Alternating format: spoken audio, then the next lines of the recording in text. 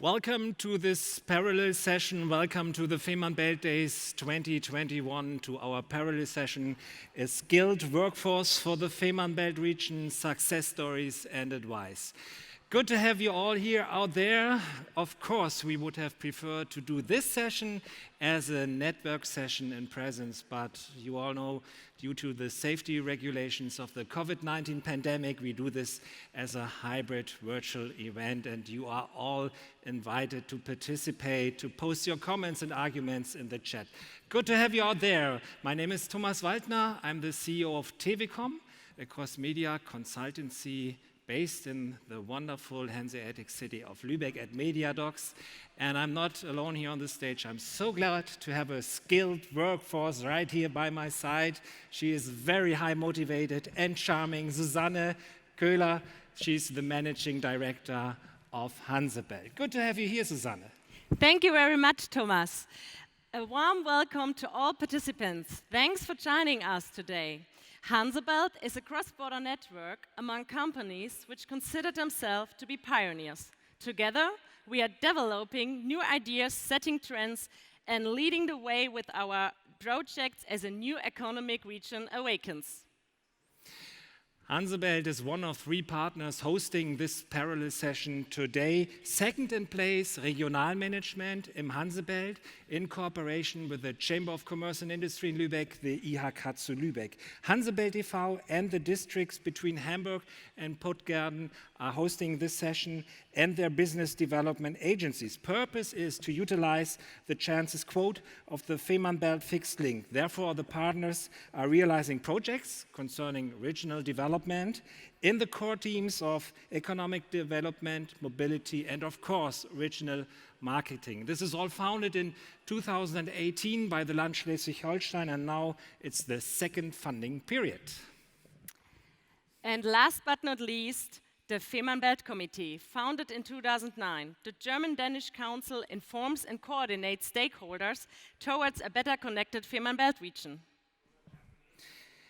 Regional Management, Fehmarnbelt Committee, Fehmarnbelt, they all decided to put one of the most important topics here on this agenda for the parallel session. It is about the skilled workforces. And as I said before, you're all invited to post your comments and arguments in the chat, and we'll take care that all your questions will be answered in the panel later on. So let's start with our program. First of all, we would like to introduce you to 5 examples for skilled workforces from Fehmarnbelt region, featured in short video clips. They are very dedicated, highly motivated in very different workplaces. So we are very pleased to show the variety of work and life opportunities in area from Lübeck to Copenhagen. 5 video portraits in short videos, and after that we will get back to the arguments, to the topics they bring on in the video and discuss them here later on in our panel decision. One of them will present one statement for a main challenge to get the skilled workforces here in the region, and we will discuss later on from his or her perspective. So here we go. We now take you through a short video trip through our Fehmarnbelt region. First up is the Hanseatic city of Lübeck. We start with Sylvia Goldbach from Tactiles Design, met and asked by our Happy Region reporter Ole. Ja, moin moin liebe Zuschauer hier aus dem Technikzentrum in Lübeck, aus der Fehmarnbelt-Region. Eine weitere Success-Story von Fach- und Führungskräften. Neben mir steht Silvia von Tactiles Design. Die beschäftigt sich so mit 3D-Druck, Fräsen und allem möglichen coolen Kram, Oberflächen und so weiter. Aber das soll sie uns selber erzählen. Hallo, ich bin Sylvia Goldbach, Gründerin von Tactiles Design. Wir sind ein Team von Designern, die Oberflächendaten entwickeln, also eine Designdienstleistung.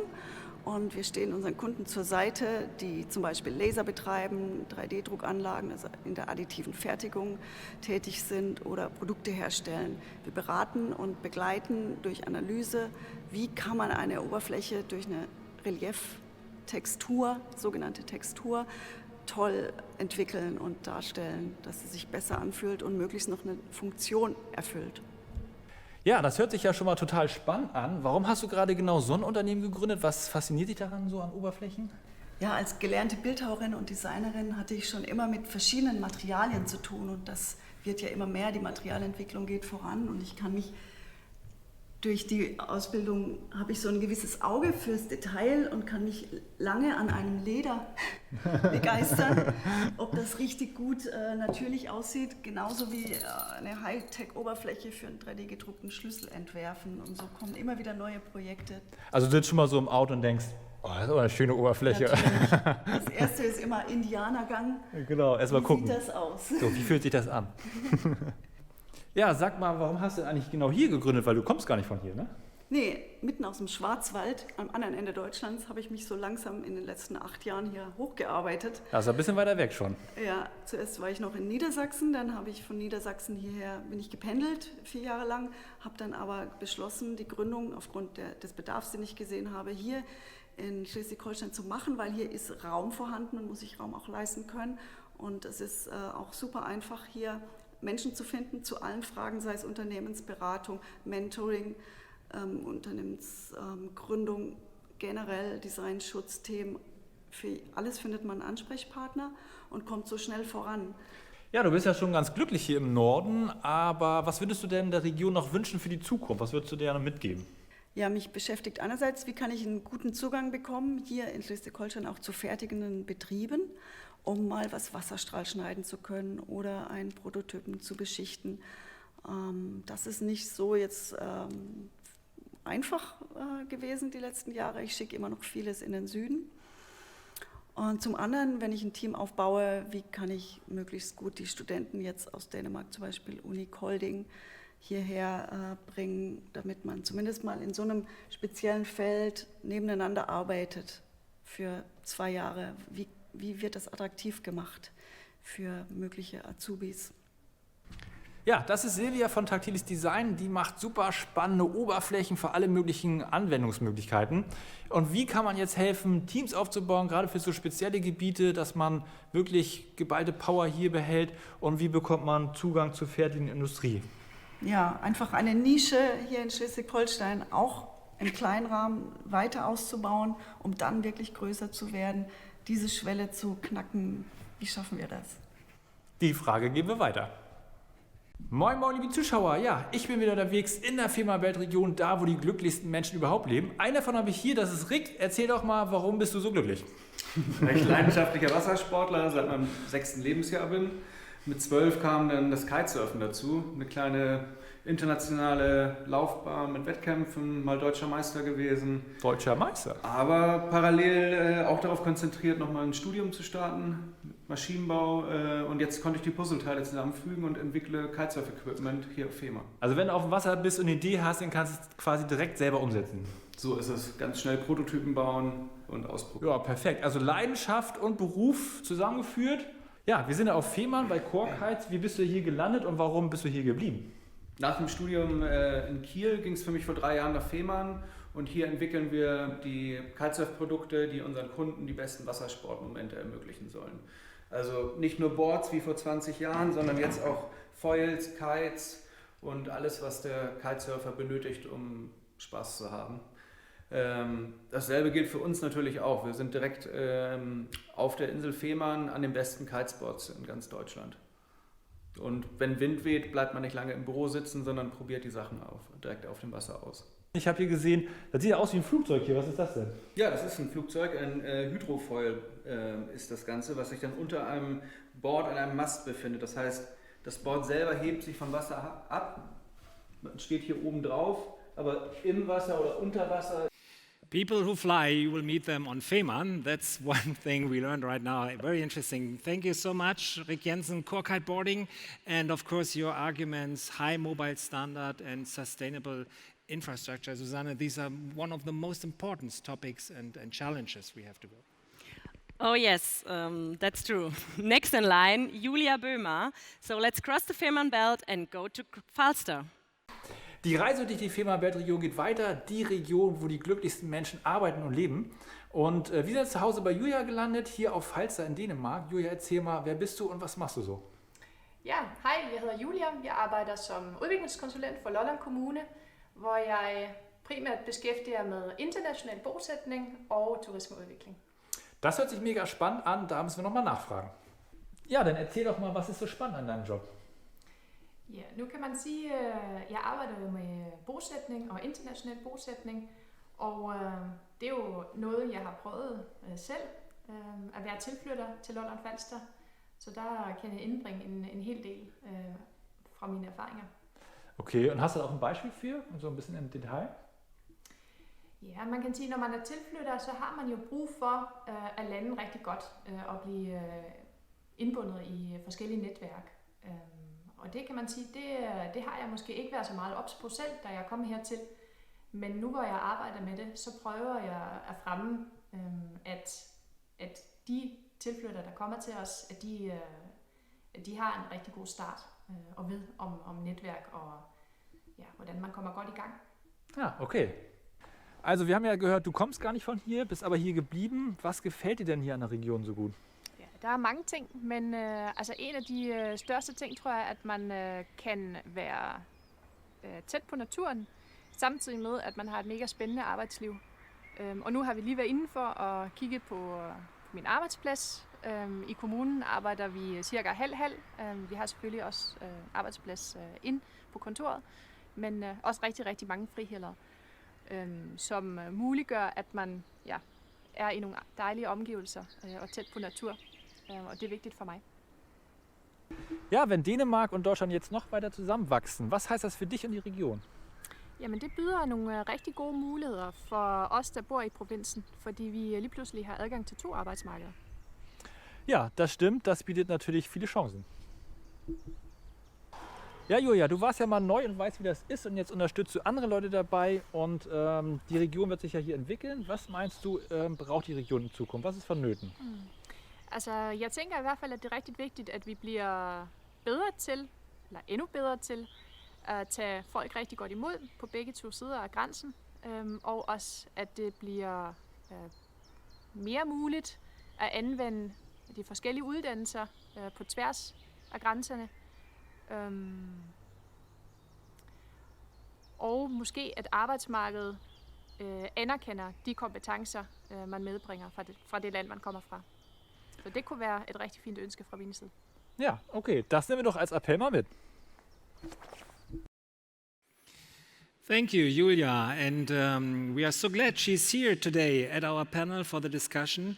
One common region, one common labor market. This is your argument. And all of you who are here on stage, we asked them to bring one specialty from their region with us. And we are now very excited. What is your specialty, Julia? But it stands for something very special. And it is the try from the municipality of Lolland to give every newcomer a very good start and to get them connected. And in my opinion, is this one of the most important things when you are new in a new country. Very interesting. Thank you so much. And we will just finish our trip to the happy Fehmarnbelt region with our last video. Let's go back to the Hanseatic city of Lübeck and let's meet Jenny Schafe at Travecom. Du bist falsch. Moin moin liebe Zuschauer, ich bin wieder unterwegs in der Fehmarnbelt-Region, da wo die glücklichsten Menschen leben. Ja, für die einen ist es der hohe Norden, für die anderen ist es der Süden, denn wir befinden uns hier auf Lolland in Dänemark. Das ist Michael. Erzähl mal, wer bist du, woher kommst du hier? Fortæl. Ja, mit navn er Mikkel, og jeg er 25 år gammel. Jeg bor hernede på en lille gård på Midtlolland, sammen med min kone og vores 3 børn. Til daglig studerer jeg faktisk teologi på Københavns Universitet, og er næsten færdig med min kandidatgrad. Men det skal jo ikke stoppe mig i at have en hyggelig gård her på Midtlolland, hvor der er masser af plads, hvor der er natur i nærheden. Vi har stor hønsegård og køkkenhave. Vi har biavl og laver honning selv og prøver at dyrke noget af den her selvforsyning, som fylder meget i vores liv. Vi har faktisk også gamle danske kornsorter og gamle humlesorter, som vi dyrker og opformerer for at finde nogle af de smage, der ellers er gået tabt. Så her er der plads, her er der muligheder, her er der masser af liv at leve. Wow, das hört sich vielseitig an. Da gehen wir jetzt mal genauer drauf ein. Wie bist du dazu gekommen, so dich selbstständig zu machen, Eigenversorger zu werden? Ja, altså jeg synes, at en af de vigtigste ting, vi kan hernede, når vi har alle de her ressourcer tilgængelige, det er selvforsyning og kunne lave egen honning. Nu står vi her midt i bigården og se, hvordan naturen hænger sammen. Hvordan vi går fra æbleblomst til honning til mjød og kunne følge produktets vandring igennem hele kæden. Det er enormt spændende. Ja, Wahnsinn. Schöne eigene Met. Das ist Bier, ne? Ja, genau. Das machst du auch selber? Ja, det gør jeg. Ja, das gucken wir uns doch nochmal an. Så lad os gå videre. Ja, wow. Eigene Bienen und eigener Met und dennoch noch eigenes Bier. Erzähl mal. Ja, altså her på gården, der dyrker vi jo vores eget økologiske korn, og det har betydet, at de sidste flere år har jeg lavet min egen malt, og det er jo simpelthen blevet til vores helt egen gårdøl. I øjeblikket er jeg i gang med at bygge et bryggeri og har fået lavet et CVR-nummer, så jeg håber, at der kan komme en mulighed for at kunne fordele de lækre råvarer hernede fra Lolland i form af godt øl lidt bredere. Ja, das sind auch schöne Ziele und das alles in der Region, das hören wir uns noch mal genauer an. Ja, Mikkel, erzähl mal, warum denn gerade hier auf Lolland? Warum bist du hier und baust dein Unternehmen hier auf? Ja, der var ganske mange ting, der førte os til Lolland. For det første var adgangen til frisk natur, luft og masser af strand og vand.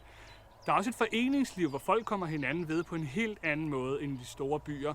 Og der savnede vi især bare som studerende. Min kone og jeg, vi var unge, boede i en lille lejlighed i København, men for samme pris, som vi havde 50 kvadratmeter for i København, havde vi råd til en helt bondegård herude, hvor man kan se langt, hvor vi kan bo ved skov og natur og realisere alle de drømme, vi ellers skulle vente flere år med.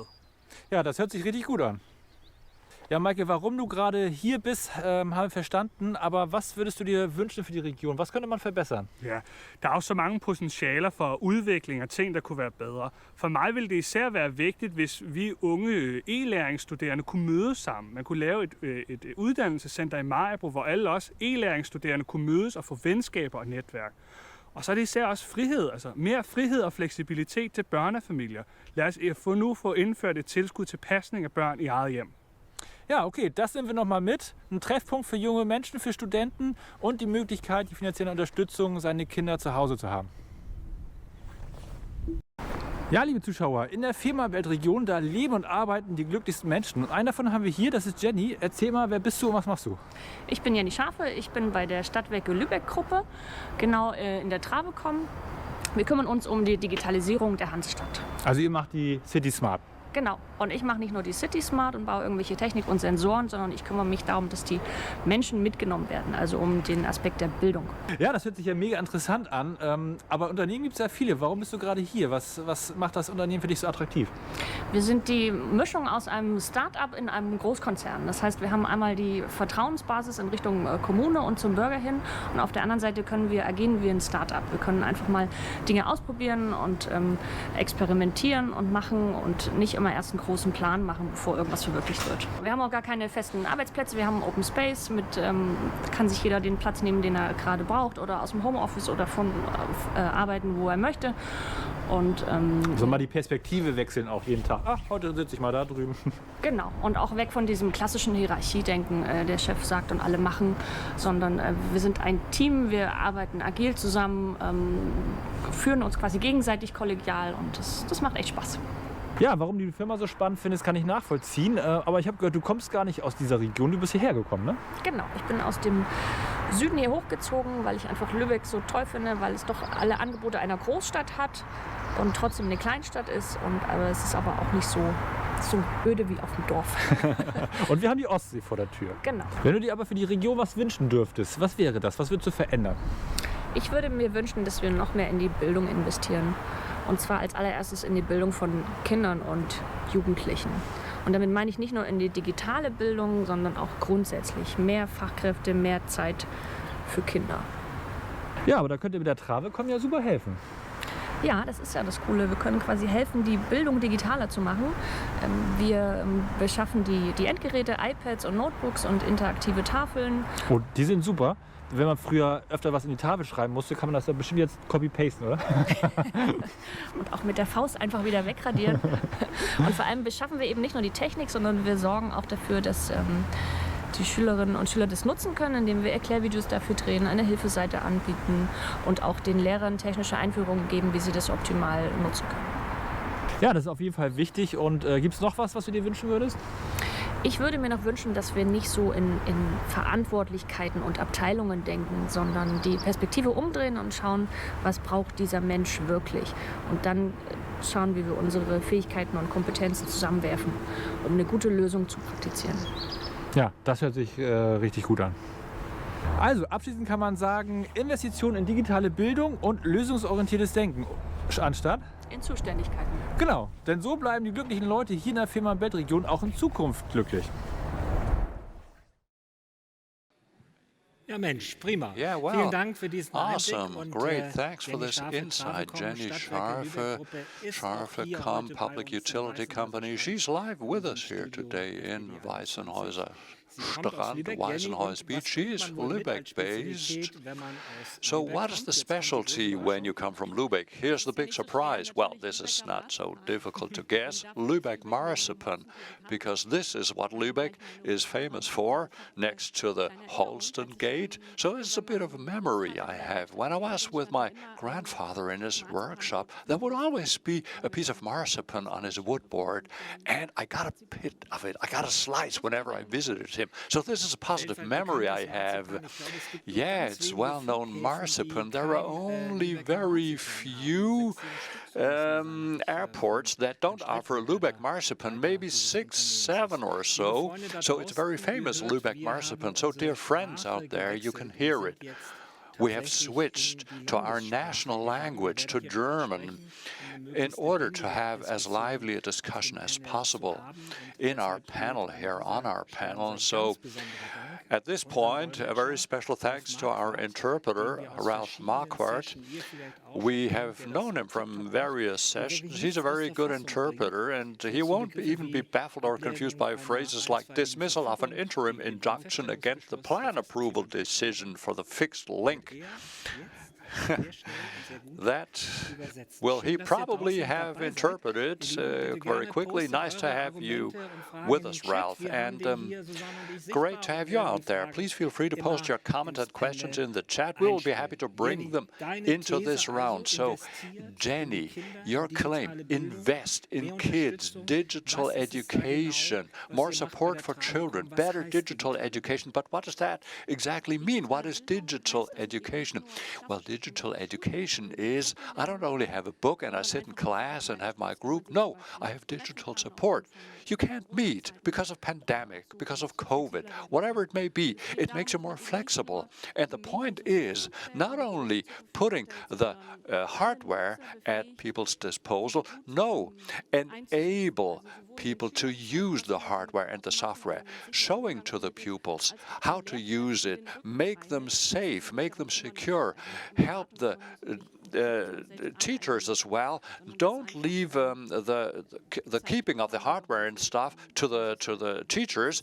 No, enable people to do it themselves. And digital media should be useful and usable by everybody, not having to deal for half an hour with how to switch it on and stuff. Yes, you have had a constant contact with the Hansestadt of Lübeck, the schooling authorities.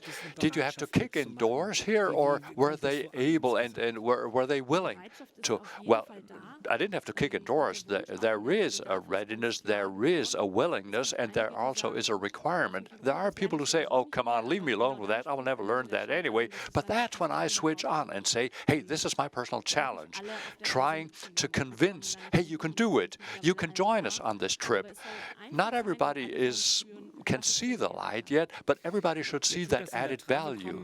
And at Trave.com, that is one enterprise in the public utility group, so it's only one part of a bigger company. And you have said it's so very important, work across disciplines and do away with hierarchies. How do you do that at Travacom exactly? It's not so easy. There are many communication channels, especially in the municipal authorities. You can only have this channel for that, so there are very clear hierarchies. At Travacom, it's a bit different. We consider ourselves as colleagues. Not every decision has to be taken to our boss. No, we have a fixed framework within which we can decide and make our own decisions, which is very useful. So a more modern culture, and that kind of infects others as well, infects the teachers, infects everybody. Hey, people see, oh, this is also a way to do it. I think we have to combine our forces, and not everybody has to think about his or her own job. Julia, you in Laaland municipality, listening to Julia, the way the municipality of Lübeck does it, do you also work less with hierarchies, especially when we talk about digitalization? I would say so, yes. Generally in Denmark, it is a very digitalized country. Denmark is very digitalized. It's a heavy player. Every little kid has his or her own smartphone. You cannot enter a book or a school or a bus or anything without using your smartphone. You have to use a smartphone for everything. So we're highly advanced in that respect. And that goes for the municipality as well, our municipality. When we do home officing, everything is connected and interconnected with each other. So when it comes to digitalization, Denmark is quite a bit ahead, I would say. Now, Jenny talking about hierarchies, yes, this is one of the things I like and appreciate about Denmark, low hierarchies. And when it comes to professionalism and working in a team, that works very well. And the connection between your superiors and everybody underneath, as it were, they are very, there are no hierarchies. So even those who are not bosses are able to do their own decisions, or do you have to talk to people and are there still hierarchies? I would say it's a combination of both, but you have quite a lot of self-determination in your job. You can make your own decisions. A lot of decisions are discussed at a team. Somebody makes a suggestion, then we discuss it once again, and then you end up coming to a conclusion, if you like. Okay, so it's a combination of digitalization and interpersonal exchange. Working in workshops is just as important, or would you say post-COVID, hey, we've learned that digitalization, online video sessions is absolutely sufficient. Is that the conclusion? Well, let me put it this way. Corona has boosted digitalization very much. Let's face that. That's quite obvious, naturally. But we try as far as we can and to the best of our ability to deal with things interpersonal as much as possible, and not doing that online. But let's face it, we save a lot of time if you can do things online and make a quick appointment and make a quick decision online. Well, we would have liked to have Mikkel, the farmer from Copenhagen. We would have liked to have him here. He had to quit last night for very personal reasons. Now we have Patrick Yaroshinsky. He acts as a stand-in. He's a project. He works as a project professional, Fehmarnbelt Development. That is a development company. You are located in Rugby. So on the one side where the tunnel will be starting, right? So you take care of interconnecting people, Danes with Germans and Germans with Danes. So you look at society and you look at economy as well. Now, listening to these topics, digitalization and education, what is the overall perspective from Laaland Falster? Digitalization and education. Julia indicated it already. My feeling is that Denmark is quite a bit ahead in that respect. And wherever you go, everything is digitalized these days with your cell phone. Take these Corona days, for instance. You can show your Corona passport on your smartphone. Everybody has that, and everybody has the cultural understanding that it is a necessity. You simply leave your phone number, and there are no objections to that. It's annoying if a service sometimes fails, which happens in Denmark as well. That can happen. On the other hand, when I listen to Jenny saying that Travacom is much further than other companies are, you have come a far better way than many other companies have, that's a comfort, you know. I have learned that digital culture is a bit ahead in Denmark, which I welcome. I like that a lot. The many online meetings that you have nowadays, also because of Corona, and we have these meetings as well, of course. We are much more online, meeting-wise, than we used to be anyway. So that has become much more in recent times. But you find out how to do it along the way with these new online meetings. I think we will see the online meetings even after COVID-19. You mentioned it in our pre-meeting, digitalization in Denmark. Denmark is a bit ahead of Germany when it comes to education as well. Digital education, you can say that, yes. Mikkel, unfortunately, he cannot be here. I have had many discussions with him, with Mikkel, and it's quite interesting to see it.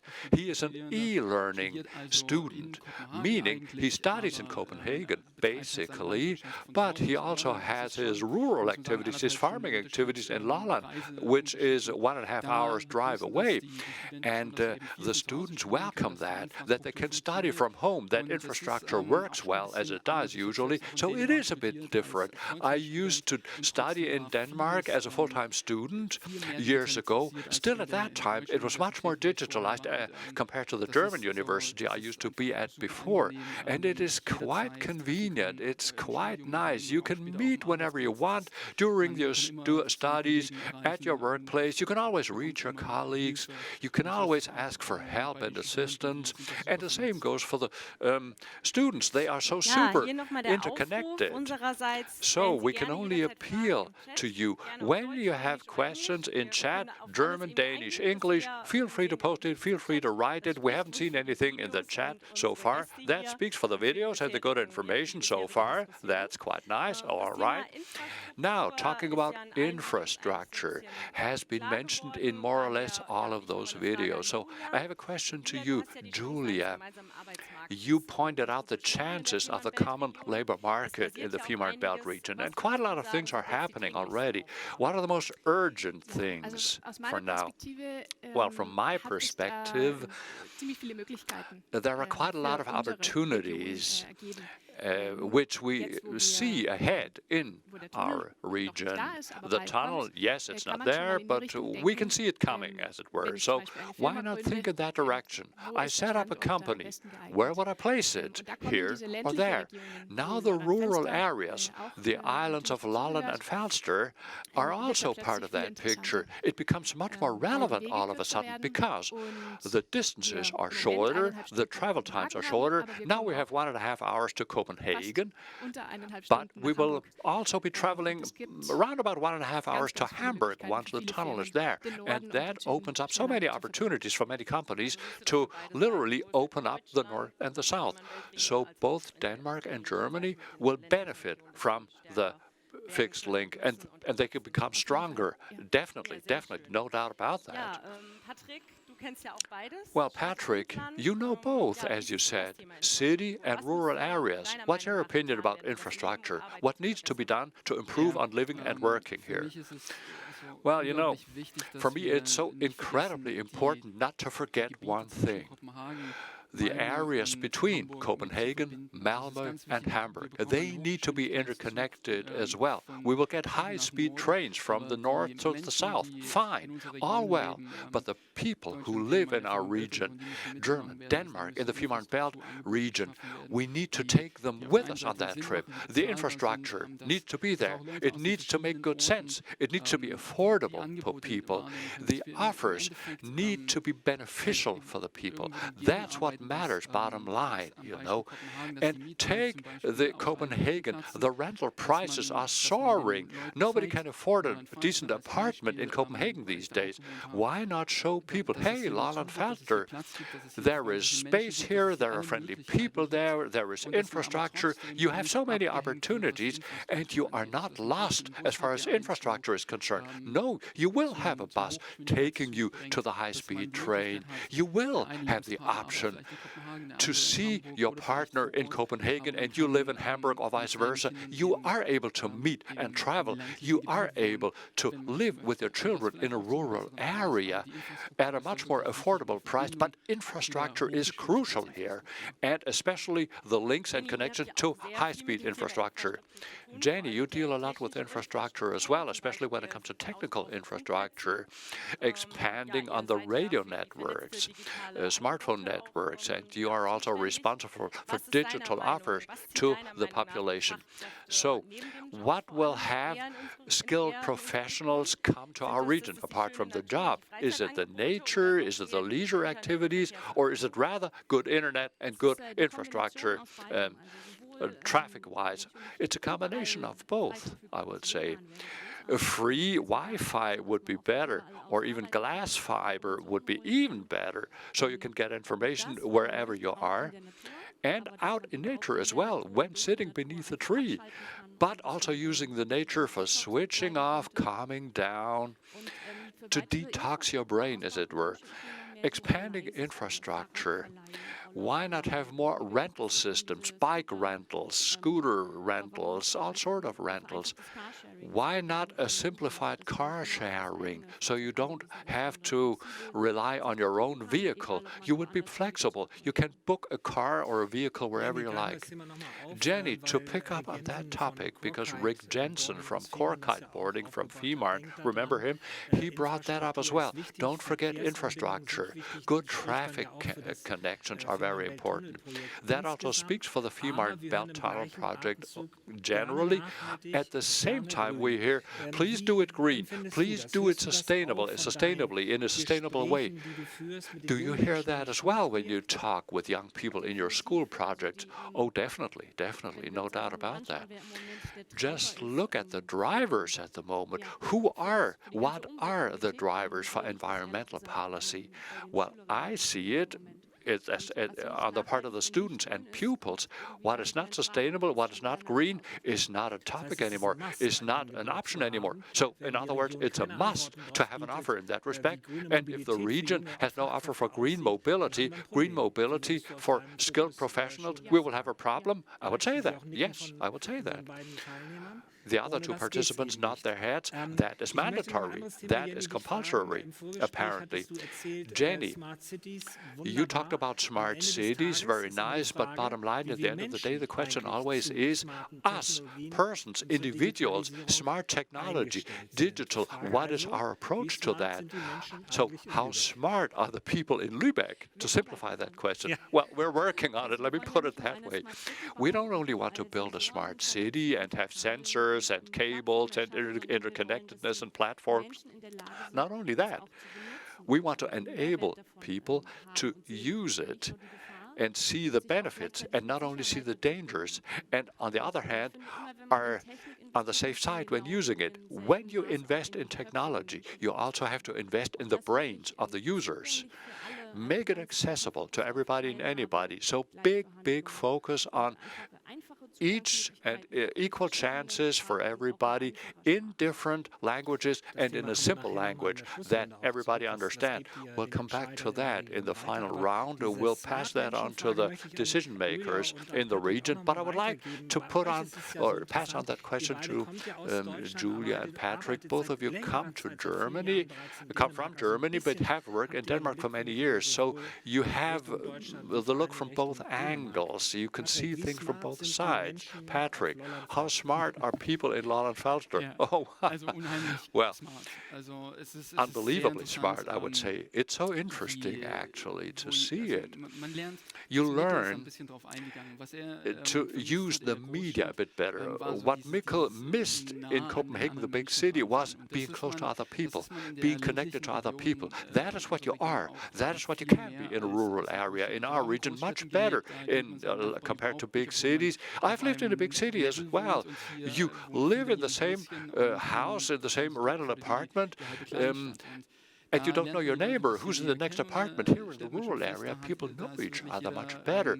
And you finally see, oh, everybody has his or her specialty, and he or she is very smart at that, and you can always get help. So people are very smart in the rural area. To pass on that question, quite interesting what Patrick just said. Partly it is a bit different. Rural area in areas in Germany, you don't really know who lives next door. Maybe you're too lazy to interconnect with him or her. So what's your opinion on that? How smart are you people in your municipality in Lolland? Well, I quite agree with the two of you, given the fact that I live in Denmark. On the other hand, in my opinion, we needed to take it one step back from time to time. Don't forget the personal exchange. Along with digitalization, but don't forget the face-to-face communication, because Corona has made us see there is so much more than behind a computer screen, so much more. And it is so important for us. Or to rephrase the question, you know, I work as a consultant, a municipal consultant, and I have learned how important it is to have personal communication with newcomers and also interconnect the newcomers among themselves. If you have the feeling you are part of the community, you are part of the country, only if you have that feeling, only if you interconnect at different levels, between different generations, only if that is the case, then you can be part of a community, only then. So smart, very well, very nice, make quick appointments, it's all well, but also slow down in between, please, and make it personal, make it accessible. So it also has to do with speed and slowing down. We have a question for the chat. That also has to do with education. Susanne, yes, a question from the chat. And it is Peter Talerick Anderson. What are the biggest obstacles for working or studying in the Fehmarnbelt region, apart from the mixed fist link? And how do we work with them in the future? Patrick, could you try to give an answer to that? In my experience, language is a big obstacle still. Let's face it. And unfortunately is a wrong word to use. I'm sorry for that. But we speak two different languages. I had to learn Danish to find my ways in Denmark. I speak English quite well, but to try to grasp the culture, business culture, private culture, living the culture, you need to make yourself acquainted with language. Cross-border initiatives, projects, starting them, it's possible when you speak different languages, but it is quite good to learn a new language. It's interesting. Getting to know a different culture, a foreign culture, getting to know other people, getting to know people who are completely different. Yes, German and Danish culture are quite alike, but still there are differences. So that can be a challenge, you know. But it's a very exciting challenge to pick up on. And nevertheless, maybe we have to work a bit more on that, on both sides. Language-wise, try to access your opponent in a better way. Julia, you're nodding your head. You quite agree? Should we start in school already? Should we set new priorities in school? Teaching both languages, especially here in the border region, I couldn't agree more with Patrick. In Denmark, you learn German in primary school. Now they're discussing, should we do away with that? I don't think that's a good idea. No, I think the German should be boosted even better. We need more language courses. We should offer more language courses on a voluntary basis, of course. So you can select that you want to learn more German, for instance. It helps you so much along the way, being able to speak just a little bit. So that's one side of the medal. On the other side, the educational system. Okay, two different countries, two different systems, two different educational systems, but try to make them a bit more compatible, please. Why not have an exchange semester from country to country? Why not have a bricklayer trainee doing an internship on the other side, die hat the man ein Leben lang. connections Und you dann wäre build der in Schritt school auch nicht mehr so will be groß, retained for a vielleicht whole mal einen Job life auf der anderen sometimes. Seite der And Grenze zu there wouldn't be so much of an obstacle accepting a job on the other side of the border later on. Yes, a big topic, living in the rural areas, living in the countryside. Mikkel has also made his claim, strengthen education in rural areas to get more skilled professionals. So let's make it more concrete. Living and working in Copenhagen or in Saxe-Köbing in the island of Falster. What should Saxe-Köbing have to offer to attract the skilled professionals? It's two different universes, let's face it. It's the big metropolitan city in Denmark, and Saxe-Köbing is a provincial small town. People are different. People have different preferences. We heard Mikkel say it. This contact, man to man, woman to woman, if you're looking for that, will find a better place to be in Saxe-Köbing. So it depends on your mentality. It also depends on where you are in life. Are you very young? You don't really know what the future holds for you? Then the big city might be more interesting. But if you think about forming a family, thinking about taking the next step in your life, and you look for a good education chances or job chances in the smaller cities, it is a different life. It is a different life in a positive way, living in the small cities. I have lived both dreams, as it were, and it's unbelievably nice. It's so nice to be so closely connected to nature. You know where to get your things from. You know who to turn to get help. And you always get help. Be it the local butcher, be it an IT special. I have so many people with IT problems, and I've never experienced that in the big cities. You won't find somebody that quickly. So it depends where you are in life, how old you are, what your preferences are. Saxe-Köbing is a beautiful place to live. Do you share that opinion? You just mentioned it. Education should be more aligned with each other, should be more compatible with each other between Denmark and Germany. But that should include the education in rural areas as well in Denmark? Absolutely. Strengthening in rural areas is important. You have to see how many people are there and how many young people can you bring together to start an education leg, as it were. So I strongly support the smaller educational centers in the bit bigger cities. Nykøbing Falster is a medium-sized city in Falster in the municipality of Guldborgsund. So two different municipalities have teamed up. We agree to try to get the young people to come to our region here, and that's a big step because everybody wants education centers in his or her own municipalities. But what would the outcome be? Nobody gets it. So to combine, team up, work together, and have smaller educational centers in the smaller cities as well. That's the way to do it. Okay, 1.5 hours to Copenhagen is a time to be considered. It can be a hurdle. It can be an obstacle. Hey, that's too long to travel. 90 minutes? No, I'm not going to do that. So I think it would be a very good idea to have educational centers sprinkled across the country, sprinkle them to the outskirts of the country as well. It doesn't only apply to us, it also applies to Jutland over there in the west. Yep, that is what we also try to do in the Hansebelt. Jenny, what's your opinion on that? When it comes to education and professional life, I would like to see more flexibility, both as far as the places are concerned, the towns are concerned, so you can do things digitally from at home with your tutor, with your teacher, and also be more flexible when it comes to timing, 9 to 5. Monday through Friday. The better flexibility here, the better. We need to be more flexible, also when it comes to working hours. And if you have a job that motivates you, we will work out of working hours anyway. Sunday morning, if I feel like it, don't criticize that. It should be up to everybody, him or herself, when to work, how to work, and that would alleviate the families from a lot of trouble as well.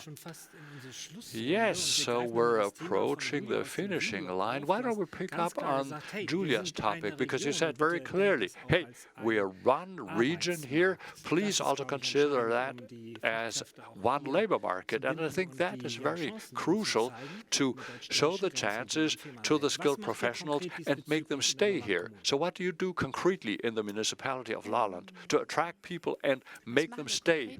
What do we do concretely in the municipality of Lolland? What are concrete measures here? Well, take my job. I was just wondering what to say, but in my job, I take it for granted that newcomers, when people move to our region here, I want to show them concrete ideas about the labor market. Take somebody who says, I've lived in Australia for 4 years, and I work for the United Nations. What kind of job chances do I have here? It's pretty rural here. I have an academic degree. Will that be useful for me here? So that is a very concrete example. That is where I come in. That is where I come in and make use of my network. I have, hey, we have Business Lolland Falster, and I know a person who is in charge of this or that. He or she knows all the big companies who work in your area of work. So always try to see what can we do for him or her to get a foothold here. That's very important. Jenny, how important is that when it comes to digitalization? How important is it to look to the other side of the Fehmarnbelt? Catchword here is synergy effects. Definitely synergy effects. Denmark always has been a pioneer and a role model when it comes to digitalization of pupils in schools. So looking across your own nose tip is always good. Doesn't matter what we're talking about. I can only support that. You need not be in Lübeck, especially when it comes to IT jobs. You can do that from a co-working space, from your home office. You can contribute wherever you are. Patrick, Fehmarnbelt Development, that's what you do all the time. Always pointing out we have a wonderful common community and labor market. You've done so for many years. Have we succeeded? Is there one common region spirit, both mentally and economically? I'm afraid we haven't come that far yet. I'm afraid not. However, during the most recent 5 or 6 years, so many things have happened still.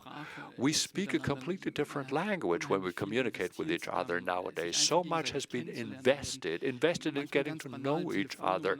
Sometimes you just exchange telephone numbers between important people and not so important people, simply to get to know each other. I don't know if it's a specialty of the Danes or a North German specialty, but you just notice it. Once you have met on a personal level, you have no inhibitions to lift the receiver and pick up the phone and calling him or her. Why don't you tell me how you see that in Denmark or in Germany? What is your opinion on this and that? Of course, people ask me a lot about the fixed link. How do the Germans see it? How do the Danes see it? We're not in the same room yet. We're not a completely common region yet, but much has happened in recent years, and we keep on investing. And the Fehmarnbelt days are a perfect example to show how far we have come, nevertheless. Okay, so what you say is the tunnel will be of crucial importance. There is simply too much space, these 19 kilometers. Will it speed up the interconnectedness when the tunnel is there? The tunnel will be a tool to help us come together even more. There is a mental barrier still. If you really want it, okay, these 19 kilometers, you can get across the sun. But if it's only 10 minutes instead of 45 minutes, will make people feel more in common. Now we can look forward to the tunnel, and many more people have started to interconnect with each other. Many more people consider in the first place, hey, I could go to the other side, and they notice how interesting it is, and they notice how much we have in common. I have experienced that in my job, I have experienced it in my private life, and it is so super exciting to see, and I think we can only look forward to see what opportunities the tunnel holds for us. So the tunnel and the mental bridge. Julia, you nodded your head when Patrick said it. I couldn't agree more. The physical distance doesn't become shorter. It's only the time span that is shorter. The kilometers are still there, but we are dealing with a mental barrier here. I quite agree with Patrick. So we have to make people meet even more. I can only congratulate you. There are no questions in the chat. You have answered all the questions, so we can come to the final round. Yes, dear Fehmarnbelt friends. Let's come to the last question for the three of you, with a twinkle in our eye. That is, imagine you're a queen or king of the Fehmarnbelt and your people would all be made up of skilled professionals. What would be your first good deed? Julia, you're first. Oh, what question is that? My goodness. We just talked about the tunnel, didn't we? So, now, I'm queen now, ain't I? So, I would make the tunnel free. You can use it for free. Because I think exchange would be even better in that. It would even be less a barrier if you can just travel to the other side for free. And personal meetings can come up in that way automatically. So if the tunnel would be barrier-free, the intercultural exchange will come all by itself. Patrick? Well, yes, we talked about it before. Probably I would be a bit of a tough king. I would force people to take training courses, compulsory language courses, simply for people to understand each other better. Okay, so strict king here. I would say public Wi-Fi for everybody, super interconnectedness. So thanks very much for this royal advice. Dear Julia, Patrick, Jenny, nice to have you with us today. Thank you so much. And let's pass it on to the real kings who are all here today. So free tunnel for everybody, learn the languages, and free Wi-Fi in Fehmarnbelt region wouldn't be so bad. That is quite a requirement, isn't it? Thank you, Susanne, for co-moderating. Our time is up. Thank you. Stay healthy and stay true to this wonderful Fehmarnbelt region. Coming up next at the Fehmarnbelt Days 21 in about 45 minutes. Jeden Tag Silvester. Again, Fehmarnbelt Pop, skilled workforce of music. Thank you all. See you next time. Bye-bye.